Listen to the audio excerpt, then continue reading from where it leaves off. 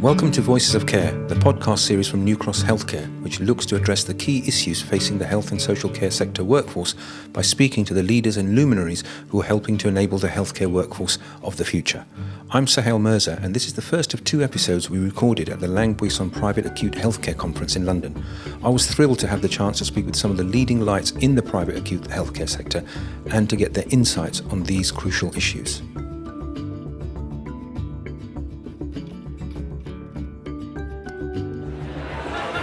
I'm delighted to be joined by Dr. Cliff Bucknall, the Chief Medical Officer at HCA Healthcare UK. Cliff, thank you very much for taking time out to join with us, and welcome. Thank you, it's a pleasure. It's a vibrant conference, very interesting themes. For me, the idea that the sector is clearly bouncing back, self-pay, international clients, the PMI market. So for HCA with its world-class brand, an exciting time. It is an exciting time. Throughout the pandemic, we did continue to perform complex major surgeries for NHS patients. And now, as we return to normal, we are, of course, continuing to provide the same level of care in our CQC high-ranked hospitals, most of which are outstanding.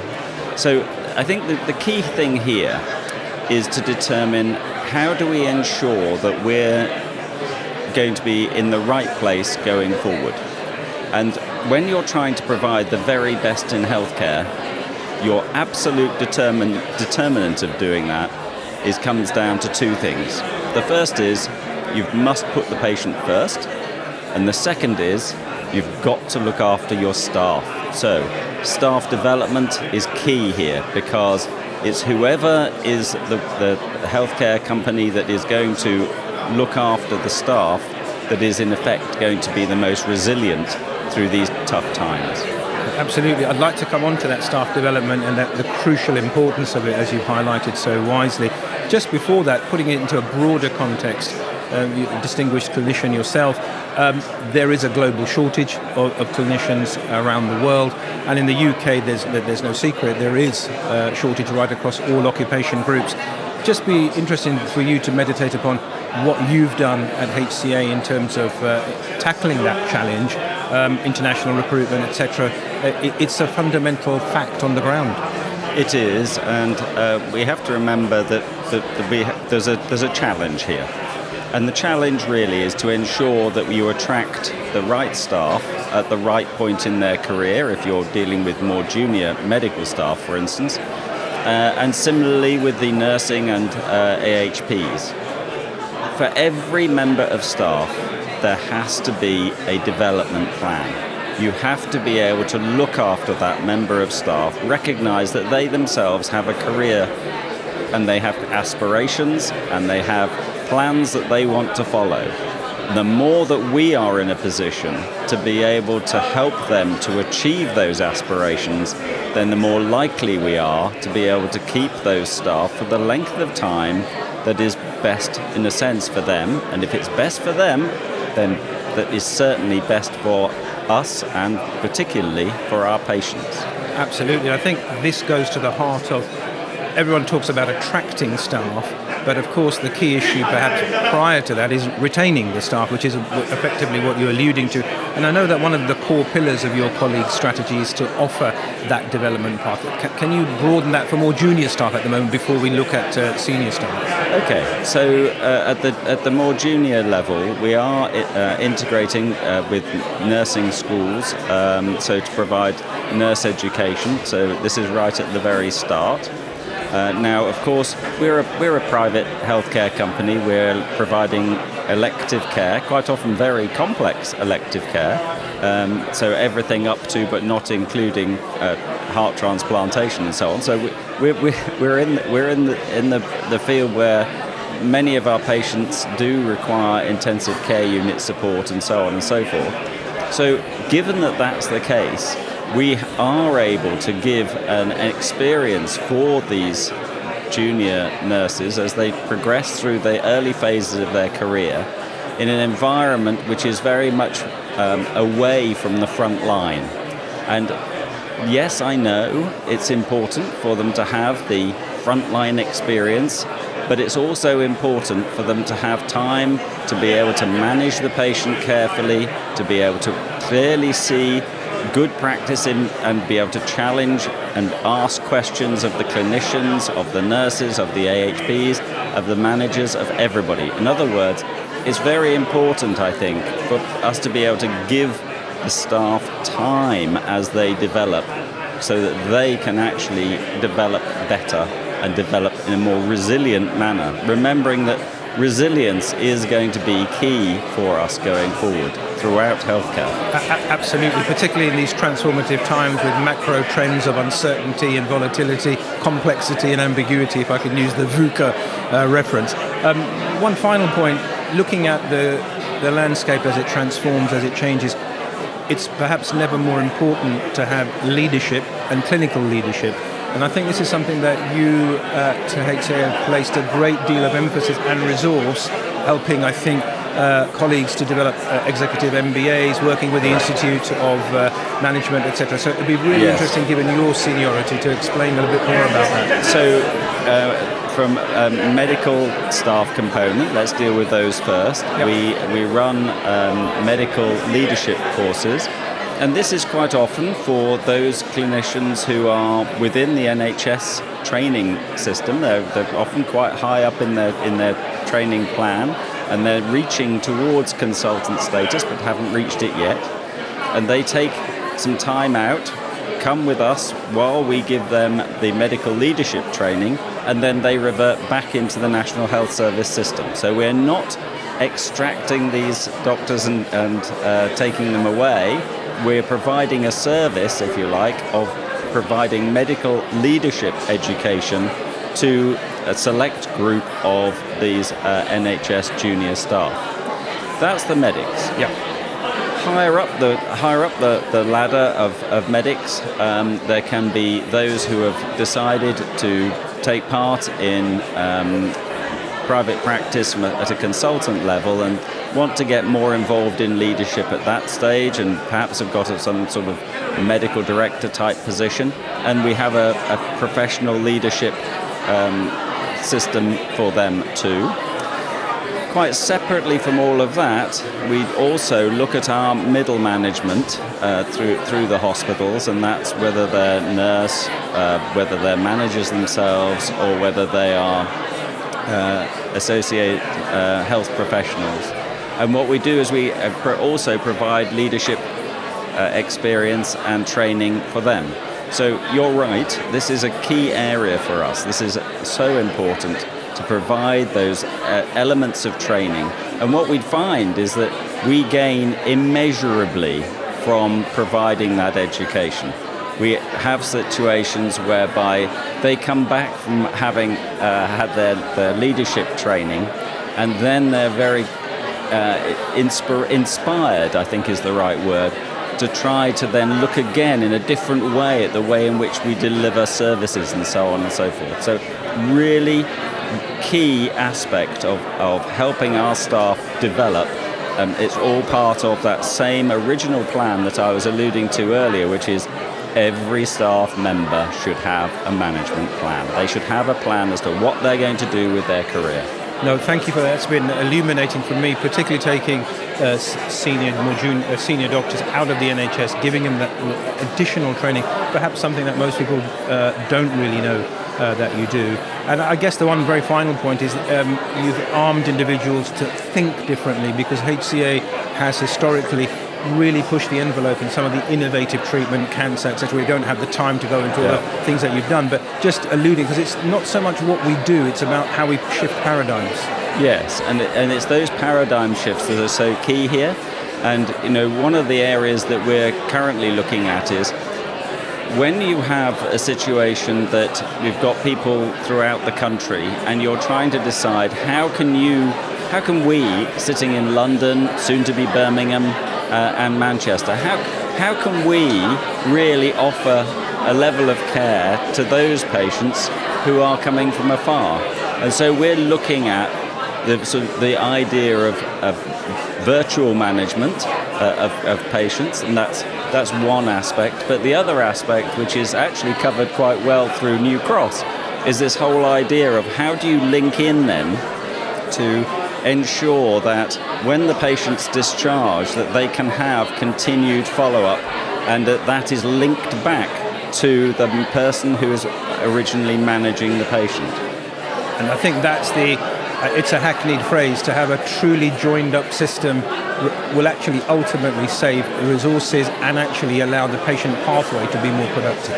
Yeah, and one of the aspects that we're looking at and we take great note of is the patient reported outcomes. Yeah. And one of the things that we're describing today is the fact that we're just about to launch a digital platform linking with My Clinical Outcomes. And with that, what happens is we're able to have the information feed back as you would with any other PROM measurement. And as that information comes back, normally that helps the next person who's coming in line. With this system, however, the novel difference here is we're able to use the information, we track it to see what should that improvement in that patient be, say after a knee replacement or whatever. If they're not quite on the right trajectory, we will then get a message back from the PROM provider to then be able to influence that change so that now we have the correct trajectory back in play. So now, with this digital PROMs provider, we're changing from this, filling this PROM in is going to help the person next in line. Yes, it will. But it'll also help you if things aren't quite right. So that's really exciting, and that's where we're at today. And that's quite revolutionary in terms of really under the rubric of personalised medicine. You must be incredibly excited about it. Yeah, as you can probably tell, I'm... No, he's very passionate about it. No, look, thank you so much. I think we could talk forever on this. I'm absolutely fascinated. Thank you so much, Cliff, for your time today, and we'd love to hear from you in the future. Have a brilliant rest of the conference. Thank you. My pleasure.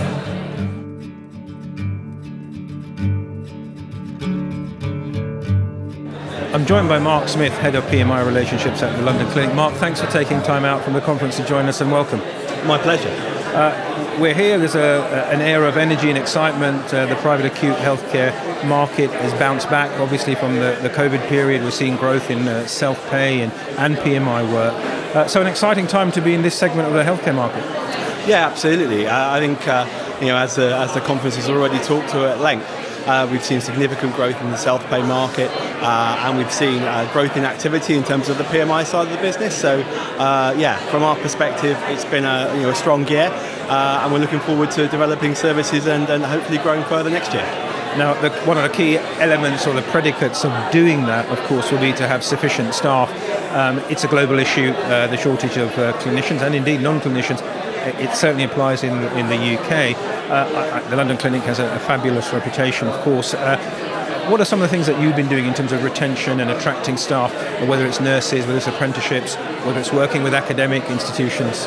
Yeah, of course. So, as I say, you're right to point out the fact that staff attraction and retention has been a challenge for us. I think it's a particular challenge in the London market, not just because of new entrants, but also because there are frankly more options within that market. So we've probably been focusing more on retention than attraction. That's covered a number of different facets, such as looking to develop staff and give them the opportunity to train and upskill, but also in terms of frankly, in terms of what we've done in relation to wages. So we made a specific commitment to pay some of the lower paid members of the team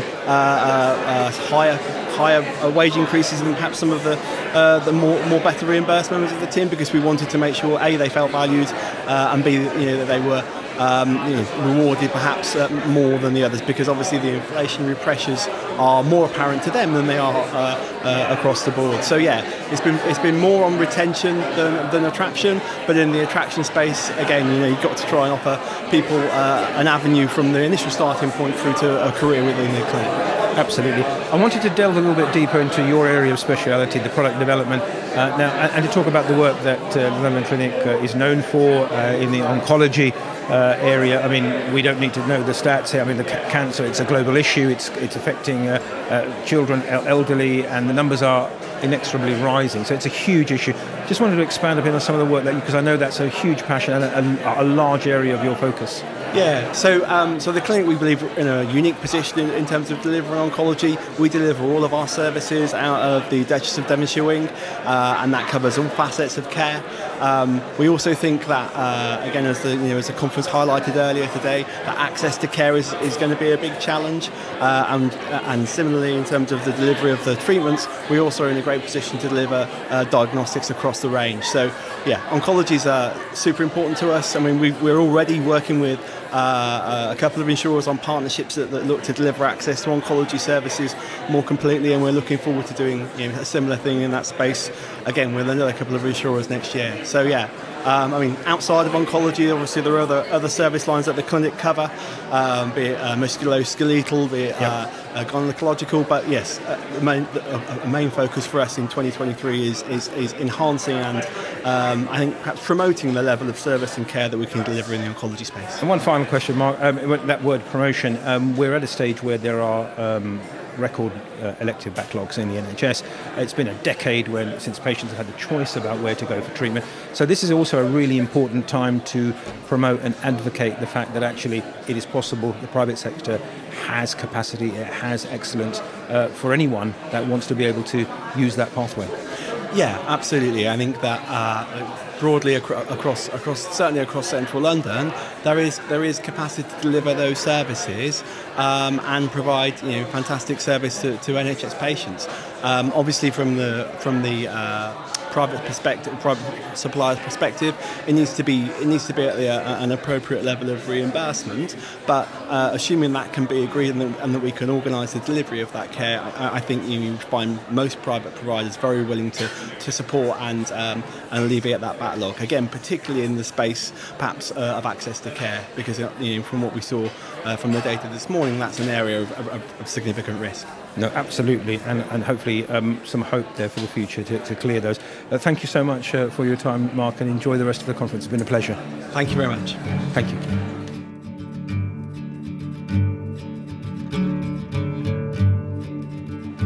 I'm joined by Paul Landau, founder of Careology. Paul, thanks for taking time out of the conference to join us. Pleasure. Thank you for having me.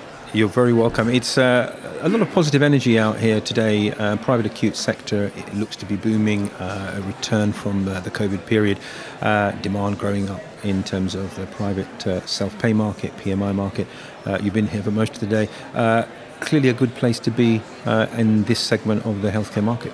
No, it's been a really interesting and productive morning, actually. As you say, it's kind of really nice to actually get people together in a room post-COVID and actually see a large gathering of people from the industry and a great quality of presentation and panel discussions as well. So it's been really interesting. No, and obviously one of the themes that's come out strongly is the idea that the private acute sector is in a place with capacity to help and support patients. But in order to do that, it will need enough staff. It's a global issue. So I think that's one of the things that came out strongly is the attempts to make sure that we retain as well as attract staff into the sector. No, absolutely. The cancer workforce, Careology operates in the cancer space. Yep. And the cancer workforce is suffering as the rest of the sector is. Really significant shortages in cancer and oncology nurses, doctors and consultants. There was actually a Macmillan report that came out at the end of last year called The Forgotten Sea, which specifically talks about the shortages in the cancer workforce. And I think it indicated that we're going to need another 4,000 oncology nurses in the next 5 or 6 years. Now, clearly that's not a light switch you can just flip. You can't just magic up 4,000 more nurses. So it's a big issue and it's going to take an awful lot of time to sort that out. So we need to find other ways of trying to, I think, work more smartly in the interim while we try and get more people into the profession. Yeah, and I think that takes us into the work that Careology is doing. I'd like, if I may, because it's highly inspiring to listen to in terms of what was the genesis of creating the business. It was a very, very personal interaction with cancer. Yeah, no, absolutely. Very happy to give you kind of the backstory. So I had worked in the health tech space previously. I used to run a company called Fitbug that was very early in the wearable technology space. So I learned a huge amount about how you build really engaging, great software that helps somebody achieve a health outcome that's important to them. But then back in end of 2015, my wife was actually first diagnosed with Hodgkin's lymphoma, so a blood cancer. But then she relapsed in 2019 and ended up having a stem cell transplant. So really went through two, very daunting periods as a family.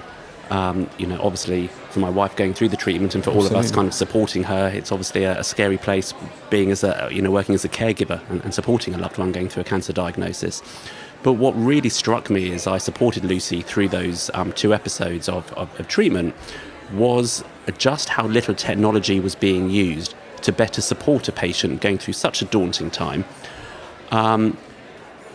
in a way that can better equip that person to manage all the things that need managing and need keeping on top of, on a day-by-day basis. I was really struck by how a non-clinical person, when they're at home, is left to make quite clinical judgment calls, almost on a daily basis, as to when they pick up the phone and let the clinical team back at the hospital know if there's a side effect or a symptom from the treatment that may need acting upon. And patients often get that wrong because you don't know. And at the other end of the spectrum, as I started talking, kind of especially the nursing team and her consultant who was looking after her, I also sensed a real feeling of frustration that as clinicians they are often firefighting because they're always working reactively. Yep. Unless the patient picks up the phone and lets them know that there's a problem, of course they don't know. So it's a classic chicken and egg. It really is. And I just saw an opportunity to put my previous health tech experience to work. And over the last few years have built Careology, which we call Digital Cancer Care. It's a platform that works in the digital cancer care space, which is all about how we better support the patient at home and extend the reach of the clinical team beyond the 4 walls of the hospital to allow them to really understand how their patients are, both clinically and holistically, so they can intervene early if there is a problem, but provide better support. And also when the patient does come in without any issues, just for a consultation, they actually have better data and insight to actually understand how that person has been since they last saw them. And just before we go into a little bit of detail about how that works, I think it's involved with wearable technology, etc. The other stakeholders, for want of a better phrase, is of course the family who are supporting the patient going through these, frankly, traumatic situations. So Careology is looking to make sure that all of those stakeholders, including the family, have access to technology and platforms to support them. Yeah, absolutely. So the Careology platform really accommodates 3 core user groups. So you've got patient or consumer, their loved ones who are the caregivers, so they can be better informed and play a more active role with better insight to help support their loved one. And then the third stakeholder is the clinical team, which actually is a bit of a catch-all because within there you've got nurses, doctors, consultants, pharmacists, but actually we're now providing data and insight that has never before been available to help all the different parties involved in managing, which is obviously a complex and daunting condition, to actually work more smartly with lots of benefits for everyone involved, if we can talk about. Yeah, so how has that been received? How has that been rolled out? This potentially has not just a national but a global pertinence. Just a little bit more how the business in itself has expanded over these years. The business is growing very quickly now. I think that COVID for us was a massive accelerant. I think one of the topics that's been talked a lot about today is the impact of COVID on the adoption of technology. And I often compare the healthcare space to a little bit like the banking space if you go back 5 or 10 years. It's traditionally been quite slow to adopt digital technology, but all of a sudden there was a real consumer demand for technology to help us, if I use my banking analogy, to do most of the mundane tasks that you don't need to always go into a branch to do. And I think that there's lots of parallels in a healthcare setting, and especially in a specialty area like oncology or haematology, where there are so many appointments and so many things that need managing, where traditionally it would always be face-to-face appointments with people having to go into hospital for consultations or dressing changes or injections or blood tests. There are just so many things that you're constantly making trips to the hospital. And if I go back to my banking analogy, I'm really struck by there are lots of tasks that you don't necessarily need to go into a hospital to do.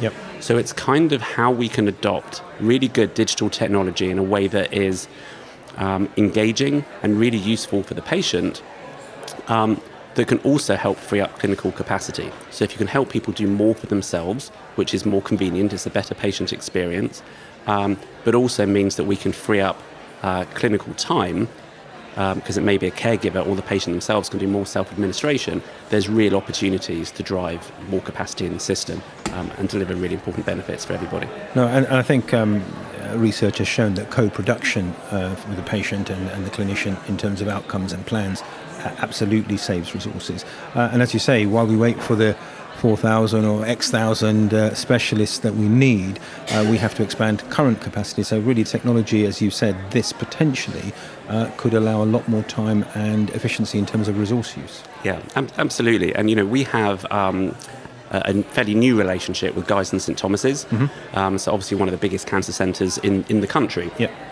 And we're looking at lots of processes that, as I say, have always been traditionally manual processes, and looking at how we can digitise those to create capacity and save clinical time. And a really good example, I was actually on a panel a couple of weeks ago with Dr. Majid Kazmi, who's the Deputy Clinical Director of Guy's and St Thomas's, who we're working very closely with, and he used a really good example of consent. Now, in theory, it sounds like a fairly simple task. Someone's had their diagnosis, they've been told by their consultant what their treatment plan looks like. You would think you can then sign the documents and get on with your treatment. But of course, it's not that simple. It typically will take 3, if not 4 clinical appointments for that patient to have understood their diagnosis, read all the information about their treatment plan and the side effects that they can expect, and they'll come back into hospital 2, if not 3 times before actually pen gets put to paper and consent is finally given. Now, actually, looking at how digital could transform that single process, if it could be one consultation face-to-face with a consultant, and then digitally the patient can go home, read all the information that needs reading, making sure there's checks and balances in place to make sure they've understood what it is they're consenting to, but ultimately you could have one consultation, a digital experience and a digital signature. You potentially give back 2, if not 3 appointments to the system for every patient going through treatment. So that's a huge resource saving, but also from the emotional demand on the patient, it potentially accelerates access to the treatment, which is, of course, time critical. Absolutely. One final question, if I may. There's so much we can cover because it's a huge topic, Yeah. but just a little bit, expand your vision a little bit, share your vision about where do you think this will go, because I'm now playing it in my mind, and I mean, I hate to use the word revolutionary over much, but it really could revolutionise the treatment for patient pathways in cancer. Yeah, no, and I think it has to. The challenges that we talked about right at the beginning of this conversation are not unique to the UK. These are global challenges faced by complex healthcare systems around the world. The labour shortages, capacity constraints, same issues internationally. So we certainly see this as an international play. We think we can make an enormous impact on the cancer pathway. At the moment, we're very focused on the treatment stage as someone's going through a cancer diagnosis, but we see real opportunities to support people beyond treatment as well, where actually we hear the phrase the cliff edge a huge amount. People who hopefully go into remission, you then get into a cadence of your 3 or 6 monthly checkups, but actually people often feel that's the point where they feel most abandoned and most alone. You finally have the mental bandwidth to go, Christ, what the hell have I just been through for the last 6 or 9 months? But then you don't see any doctors or nurses again until you come in for your next checkup. So actually, how could digital be supporting people in an area which is increasingly being seen as a chronic condition? Yes. But cancer departments were never set up to treat large volumes of people surviving cancer for many years to come. So there's lots of opportunities for us to expand internationally and expand our reach across the pathway as well. So it's a big opportunity. Well, it's an exciting time. It's a very laudable and inspiring story, if I may say so, and thank you for giving us your time and insight, Paul. I'm sure we'll be hearing from you again in the future. Thank you. Not at all. Thank you for having me. It's been really enjoyable. Pleasure. Thank you. Cheers.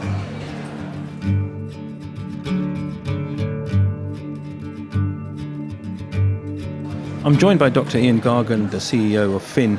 Ian, thank you so much for giving us your time. We're at the Private Acute Conference, and the numbers are showing the post-COVID bounce back, self-pay market, PMI market, overseas market. So an exciting time as far as I can see. I don't know what your observations are for this segment of the healthcare market. Thanks, Rahel. It's great to be here. Thanks for the opportunity to speak.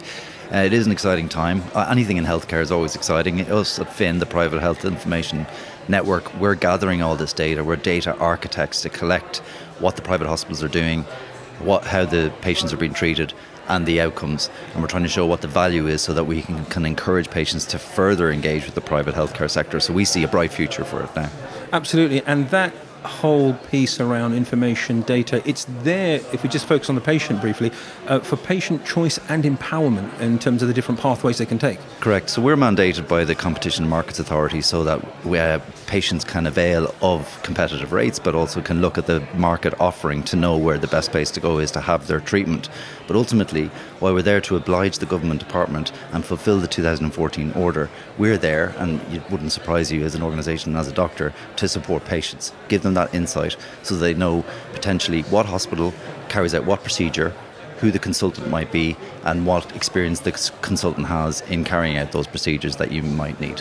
Absolutely. And there's a broader regulatory context here. There's been a number of reviews. Obviously, I'm thinking about the Patterson inquiry, where the idea of transparency and data and also communication. So I think you're very much at the heart of making sure those recommendations are put into real life practice. Correct. So we're mandated by the government and regulated as such. So we have no commercial interest. It's objective collection of data, just so the patient has all the information available.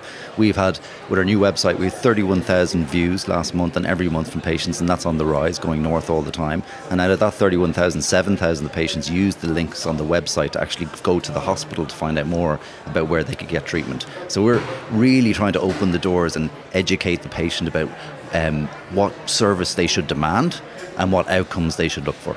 And in terms of supporting the regulators and the collaboration between regulators, you're also sitting very much in that nexus to be able to provide data that can help inform them and help them to communicate with the patients. Correct. So we're engaged. Stakeholder engagement is really important. We can collect all the data all day long, but it's important that we get out there and we educate people about what the data is saying, so it might affect how their businesses operate. So the Quality Commission, for instance, or the insurers are also partners and members of our. They contribute to our insight in PHIN, private medical insurers, as do consultant bodies and as do the hospitals. So we currently have 135 providers registered with PHIN across 458 sites, and they're all providing information daily in real time about their individual hospitals and treatment. No, thank you, Franz. And you're not doing this alone, because you've got some very august partners right across the piece. I've just been to one of them, my alma mater from the LSE, of course. So it's a collaborative approach from academia as well. Absolutely. So we wanted to look at patient report outcome measures. This is a gold standard measure about how a procedure or intervention has affected a patient and what are the general outcomes in the population for those procedures. You know, so for instance, if you're having breast surgery, what are you likely to, what quality of life are you likely to have afterwards? So we commissioned the London School of Economics, as you said, to write an independent review about what's the best way to assimilate those PROMs and then to deliver them and educate the general population about them. Thank you very much. One very final question, conscious of your time. Now, as a medical doctor, you're familiar, of course, this is a global issue, national issue. There is a profound shortage of clinicians to meet the demand that's growing in the private sector and the public sector. Have you seen any initiatives in terms of how we're going to address that? Maybe international recruitment, maybe training and developing people and expanding that workplace? So in my experience of training to be a doctor and working as a psychologist, I think getting the people who want to work in medicine into the hospitals is key. So maybe moving from the academic classroom faster into the clinical environment so they get the excitement of what it's like to work with a patient and see how we can help patients. So I think that's very important, but also working conditions need to improve. So one big attraction to the private healthcare sector is that doctors and nurses feel that they can get more vocational enjoyment from their jobs and not be under all the stress. Even though they do marvellous work in the NHS, it's just vastly under-resourced. So, you know, it's a complex issue, a complex challenge, but we have seen mass exodus of doctors going to places like Australia where just the conditions of working are better. Well, hopefully people are addressing that. I thank you so much for your time, Ian, today, and hopefully we'll catch up again and enjoy the rest of the conference. Absolute pleasure, Sahel. Thank you. My pleasure.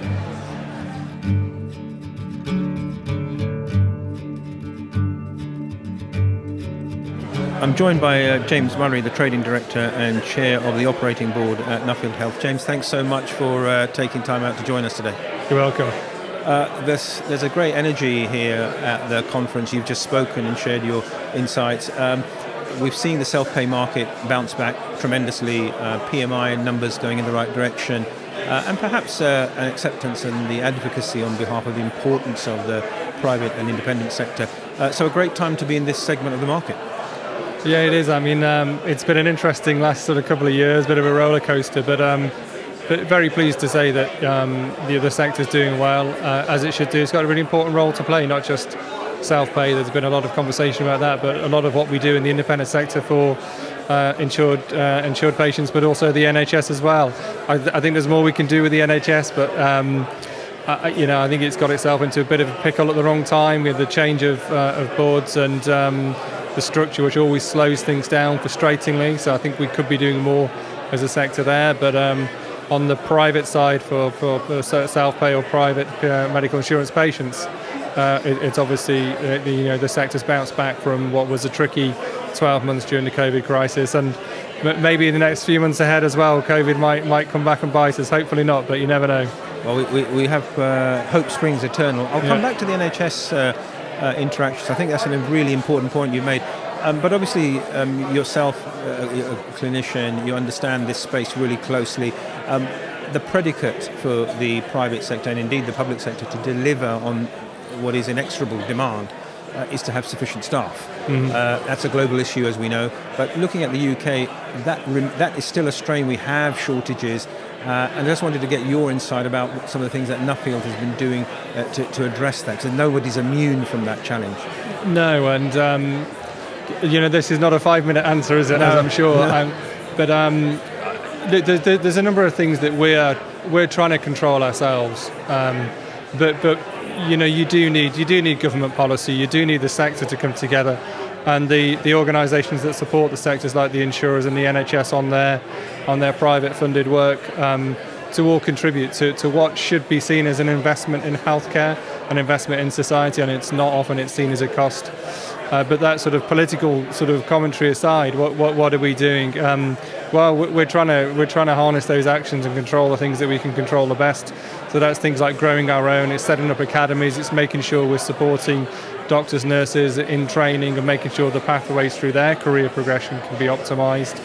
Where we do need to, we do use international recruitment, but we do that very respectfully and very ethically. So we have a board that sits across our charity that looks at healthcare burden internationally, and if it doesn't meet certain measures around number of clinicians per capita, then we won't go to those countries.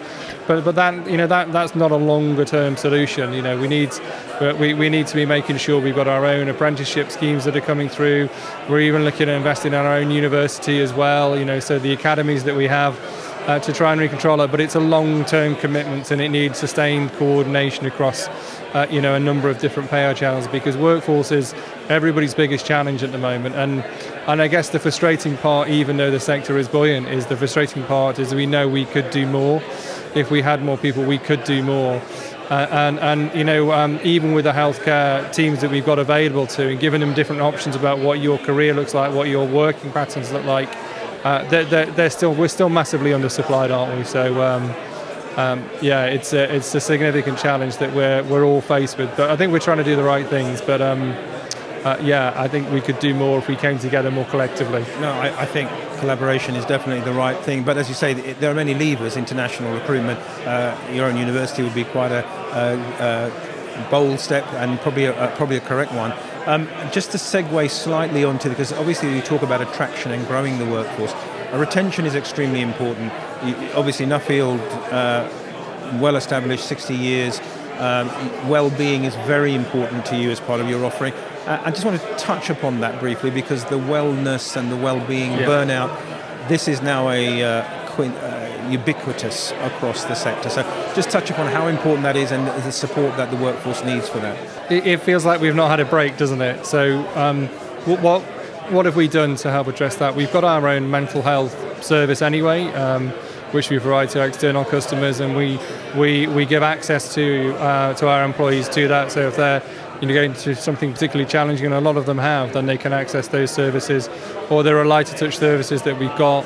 And we also look at things like shift patterns, the type of work they're doing and how they're working, but also those things that are really important to them, because retention is not just about burnout, it's about career progression, it's about having different experiences in work as well, so not just being on the same specialty. So how we move people around so they stay interested and they see private healthcare as a real career. So we've advanced a lot of those things, but the clinical workforce market is very demanding at the moment because there isn't enough people. So we're all working in that space, and we're doing better than we ever have, but retention is still a challenge though. And as you touched upon, we won't have time necessarily to talk about all of it today, that the learning and development is crucial, because if the career pathway is something that clinicians can see ahead of themselves to gain insight and expertise, then clearly that will help retention. One final point, if I may, you've touched upon it, we're at a seminal moment. We've got record levels of elective backlog. We have an independent sector that's stepped up and played a vital role in COVID. We have to make the advocacy, I guess, or you have to make the advocacy of actually the independent sector should be part of the ecosystem. Patients have had the right to choose for a long time. How confident are you that advocacy is being made and patients are being ever more fully aware of these different pathways? I think that's a picture that's not the same nationally. So I think the NHS could do more, and there's been a call from the IHPN through our leadership on the NHS to use the sector a lot more than it has, to put more volume through the sector. And there are a number of ways you can do that, through the capacity frameworks or through the choose and book system, open referral system. Those systems are not working hard enough. More patients should be going through them at a quicker pace. And I think what's stymied the system is the relentless reforecasting and forecasting, or trying to be equitable to everybody. And the problem is we're slowing everybody else down at the same pace as that. So there's certainly more capacity the independent sector could give to support NHS patients. And it's not for, I think, a want of trying. And it's not a specific criticism of the NHS centrally, but I think that the system could work better, and particularly the systems where that do drive the volume, the choose and book, open referral could be forced a little bit more than they could, because a good hospital is a busy hospital, and actually be agnostic of payer, having busy theatres and busy surgeons is an important part of that, whether you're an NHS or whether you're self-pay, and that's obviously what we want to see as well. And I think the evidence has shown, and research from IHSPN and in alliance with the Patients Association, say only a short trip of 2.3 miles, etc., can help to reduce significantly, by many months, patients that are waiting for elective care. So it's a question of really looking at this holistically. Absolutely it is. And the independent sector's got too much capacity for it to be a political plaything. It needs to be used. It does offer good value for money. If we can't run a hospital just on NHS patients. We wouldn't exist. So we need that balance, but we want the volume that's coming through as well. And it seems daft that we've got a system actually that's probably not working, given the burden that's there. But I guess that's the system we have at the moment. Well, hopefully the advocacy from the sector will meet or reach the right ears. But I hope so. Thank you very much for your time, James. It's been a pleasure, and we look forward to hopefully speaking with you again in the future. You're welcome. Thank you. Thank you. Cheers. I'd like to say thank you to all the guests who shared their time and their wisdom. If you've enjoyed this episode of Voices of Care, please like, follow or subscribe wherever you receive your podcasts. And if you want to find out more information about how we are truly enabling the healthcare workforce of the future, please visit newcrosshealthcare.com/Voices of Care. In the meantime, I'm Sahel Mirza. Goodbye and thank you very much.